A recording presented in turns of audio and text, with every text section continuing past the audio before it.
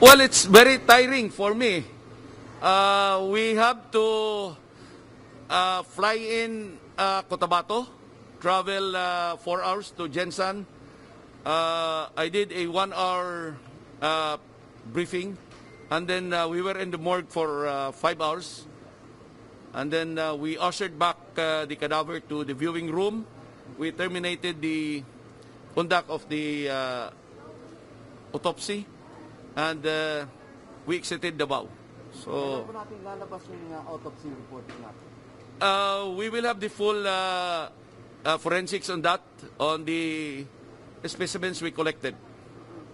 Sir, before flying to Jensan, you said that you're still going there despite of the cadaver being already compromised, kahit impossible na po. You said that you were willing to take the risk, kahit na naman to slim yung chance. Do you think that the trip was worth it?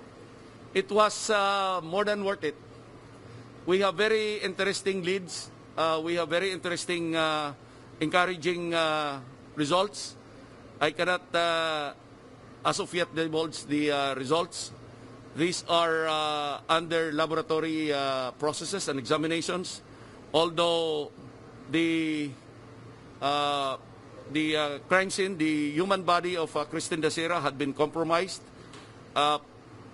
Most of the pieces of the organs are contaminated due to the embalming, but we have very encouraging results.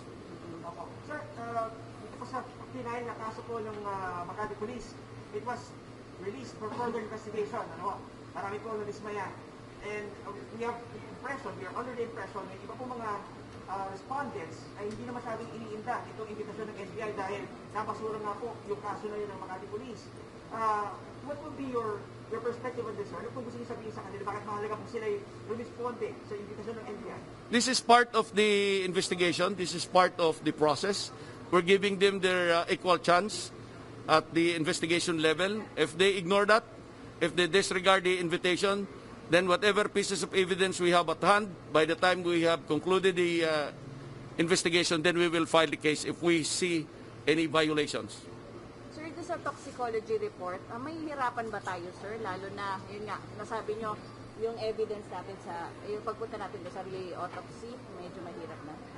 Tinitingnan namin dito kung kaya pa, pero medyo maganda naman ang sinabi na kaya malalaman kung presence of alcohol ito, level of alcohol maybe, presence of illegal drugs, level of illegal drugs, doubtful. But yung presence, kaya malaman, yung presence and level of alcohol kaya malaman. So it is safe to say, sir, that those individuals are not yet off the hook?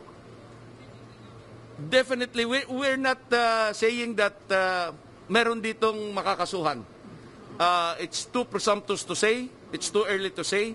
Ang sa amin dito, ano ba talaga totoo?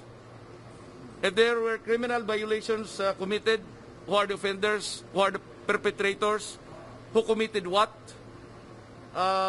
Anong na-violate nila? How did they commit it?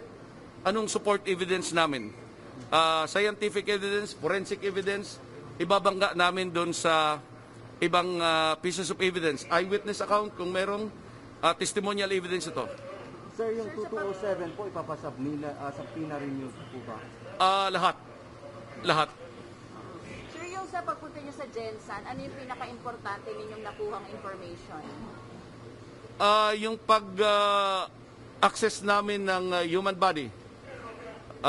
Masasabi ko, the last time before she was buried, no? That was the last opportunity before she was buried yesterday. Tiningnan namin lahat against all odds. They said that it has already deteriorated. There was rapid decay in some of the pieces of evidence. There was contamination considering the embalming procedures done on her. Compromised pieces of evidence. We acknowledge that, but despite all the odds, may mga encouraging leads kami. Like, ilang percent, sir, doon sa investigation makakatulong yung nakuha nyo sa Jensan? 20% o malaki bang percent? Sa investigation? Opo. I would say around 80%. Wow. Makakatulong ito sa investigation. Oh, Despite all the odds. despite all the odds, we're doing everything nakakayanin ng ating forensic laboratories. Sir, SOJ described PNP's investigation as not thorough. Sir, how will you describe NBI's investigation? Well, professional, without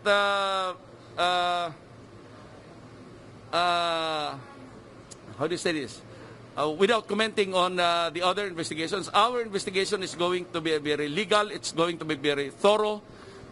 This is forensic-based. This is evidence-based. So we will have scientific pieces of evidence. It will be backed up by CCTV, digital pieces of evidence, electronic pieces of evidence. It will be backed up by, hopefully, testimonial evidence. We have also some psychological assessment going into the full range of forensic capabilities. Sir, may nakita kayong suka doon sa crime scene before. Is it essential na or wala, meron pa ba mabibiga doon? It's still being processed sa laboratory. We are doing test runs. We are doing primary screenings, but everything is subject to confirmatory tests. Sa lahat ng nakuha niyong ebidensya, anong pinaka-useful po? I mean, pinaka-essential doon sa nakuha niyo? Significant? I cannot say for now, but I rest assure the public that we have very encouraging leads. We have very encouraging pieces of evidence. Believe me, makikita dito kung may lapses doon sa una. Anong lead po yun, attorney? Maaring may crime? Paano po? Anong lead? Sinasabi niyo? Meron. Maaring may crime. That's what I'm saying. That's about 80% of that piece of evidence that we have. Again, this is subject to confirmatory, but I was just told medyo maganda ang development. Maaring may crime, may aring homicide? May crime. May crime. Let's leave it at that. May crime dito. Maaari ba rin sabihin na yung inyong findings maaring supports doon sa isinampa ng PNP na kaso? That's too premature. That's too early to tell.